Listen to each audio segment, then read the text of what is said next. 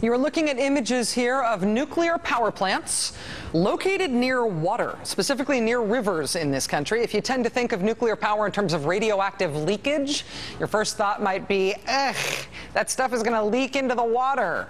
But producing nuclear power involves such intense heat, such enormous temperatures, that reactors need lots and lots of water to cool down their unimaginably hot nuclear fuel. So engineers build nuclear plants near water on purpose so they can pump that water through the reactor's cooling systems and keep them from overheating.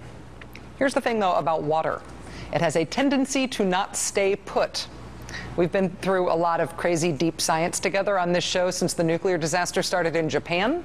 But you do not need to know your fission from your fusion to know that water is liquid and liquid moves. And if you have more water than your river can hold, what you then have is a flood. If you also have a nuclear power plant alongside that river, then what you have is this. Look at that. Fort Calhoun Station, less than 20 miles from Omaha, Nebraska, surrounded by the very much flooded Missouri River, and as photographed by the Associated Press. Local, state, and federal officials say this might look alarming, but don't worry, everything's fine. They've got an 8-foot rubber wall to keep the water from coming in. And anyway, the plant's been shut down for weeks for refueling. They say do not lose sleep over the idea that the Fort Calhoun nuclear power plant has been sitting 2 feet below the level of the giantly flooded Missouri River. Nebraska has been battling record floods this year along the Missouri from heavy snowpacks and rain. The Fort Calhoun nuclear power plant is actually one of 2 reactors in the flooding region. The other one is the Cooper nuclear station, an hour-and-a-half downriver near Brownville, Nebraska. The Cooper nuclear station is still running at full capacity. But again, local officials say, don't worry, smiles, everyone, smiles. They say, quote, Cooper is at 903 feet elevation, and utility officials said the river would have to climb to 902 feet at Brownville before officials would shut down the plant. So there's nothing to worry about until you're at 902 feet. Right now, the river is at 900 feet. So they say, don't worry. We're at 900 feet, nothing to worry about till we're at 902 feet, and we are sure keeping a close eye on this thing. We're checking the gauges. Oh, did somebody say gauges? The Lincoln Journal-Star reporting that one of the 2 pressure gauges near Brownville, near the Cooper nuclear station, quote, went bad this weekend. The bad gauge gave a reading for the Missouri River that was too high by more than a foot. And of course, that's better than if the gauge had read too low. If the gauge had said everything was okay when in fact the plant was flooding, that would be very bad. But you know what? What would be awesome is if we had real confidence that the gauges actually worked correctly. Nuclear power is kind of a high wire act by definition. You do not really have all that much leeway. This week, the Associated Press reported that most of the commercial nuclear sites in the United States are leaking radioactive tritium.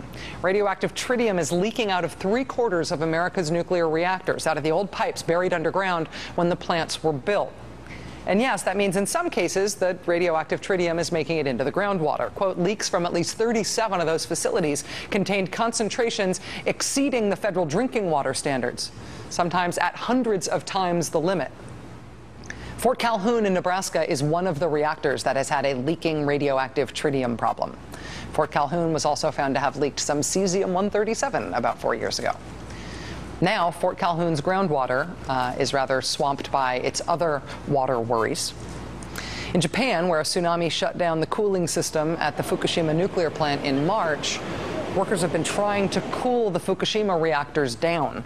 The Japanese government says it believes that 3 of the 4 damaged reactors there suffered meltdowns and maybe even melt-throughs, which means the nuclear fuel melted through the thing that was holding it and onto the floor of the reactor building, which of course is a total nightmare. The Fukushima reactor disaster, we all remember when it started.